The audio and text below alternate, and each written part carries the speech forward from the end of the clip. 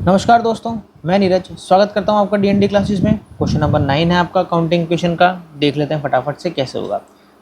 Show the effect of the following transaction of MS royal traders started business with cash. चलो भैया, business start कर लिया भैया, लिख दो स्टार्ट बिजनेस, या फिर ऐसे भी लिख सकते हो स्टार्टेड बिजनेस विद कैश। तो कैश आपका असेट का आइटम है, असेट में लिख दो कैश। 1,20,000 रुपये आपके हो जाएंगे।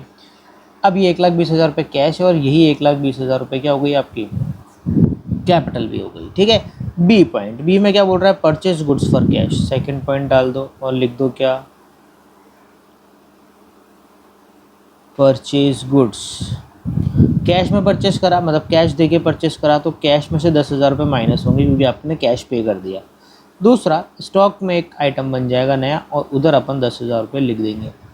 बस इतनी सी बात है। अब तो क्या लगाना है अपन को, टोटल लगानी है इसकी।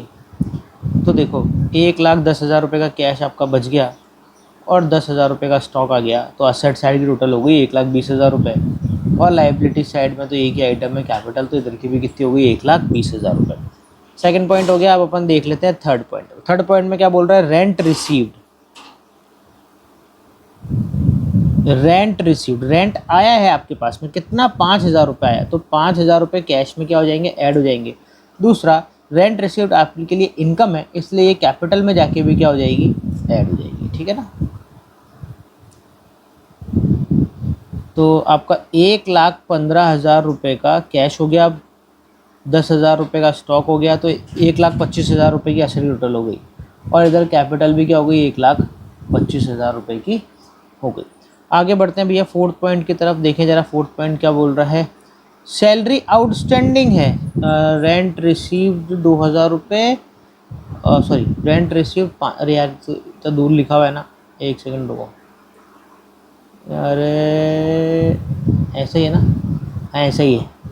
और ये आउटस्टैंडिंग हो गया कितना, 2,000 रुपये, और ये हो जाएगा 7,000 और ये हो जाएगा, हाँ ऐसे सही रहेगा ना, गड़बड़ नहीं हो जाएगी। एग्जाम में भी आप ऐसे ही करना, ठीक है ना, ज़्यादा दूर लिखाओ, लाइनें खींच लेना, वरना पता चला ऊपर नीचे लिख दो, गड़बड़ हो जाएगी। चलो भैया, सैलरी आउटस्टैंडिंग 2,000 रुपये अपन यहाँ लिखेंगे भैया, सैलरी आउटस्टैंडिंग। आउटस्टैंडिंग का मतलब है देना बाकी है, तो अभी कैश नहीं दिया, कैश में से माइनस नहीं होगा, तो लाइबिलिटी साइड में कॉलम बनेगा आउटस्टैंडिंग सैलरी और 2,000 रुपये। अब ये इसी साल की सैलरी थी, तो इसलिए इस साल की कैपिटल में से क्या हो जाएगी, माइनस हो जाएगी। ठीक है ना, भले ही हमने दी नहीं है पर रिलेटेड इसी साल से है, इसलिए इसी साल की कैपिटल में से क्या होगी, वो माइनस होगी। ठीक है मेरे दोस्तों। अब अपन क्या करने वाले हैं, वही अपना तो वही काम है, टोटल निकालेंगे। यहाँ पर तो वही 1,15,000 रुपये प्लस 10,000 रुपये, 1,25,000 रुपये, यहाँ 2,000 रुपये, यहाँ 1,02,000 रुपये माइनस हो जाएंगे, 22,000 रुपये। तो यहाँ पर भी बाद में, सॉरी 23,000।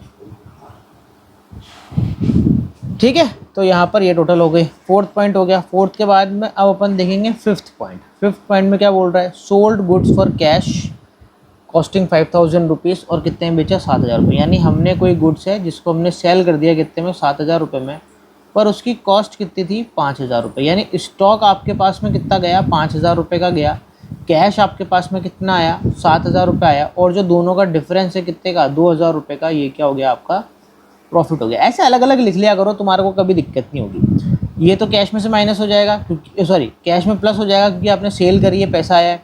ये स्टॉक में से माइनस हो जाएगा क्योंकि आपके यहाँ से स्टॉक चला गया, और ये कैपिटल में जाके ऐड हो जाएगा क्योंकि ये क्या है, आपका प्रॉफिट है। ठीक है, ऐसे लिख के करोगे ना, मस्त एकदम बढ़िया, कोई दिक्कत नहीं आएगी।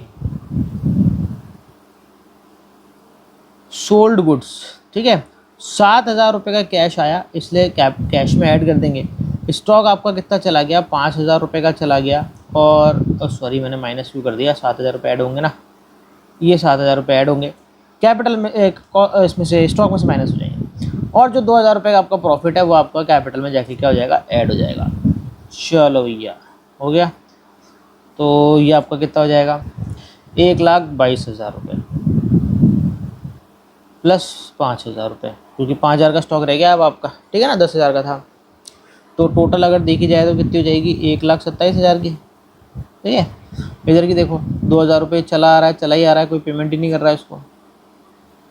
और 1,25,000, तो 1,27,000 रुपये की यहाँ की भी हो जाएगी।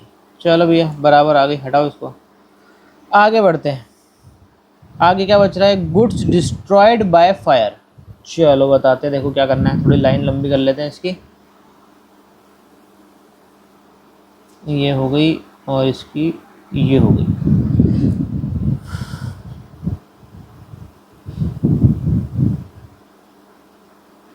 गुड्स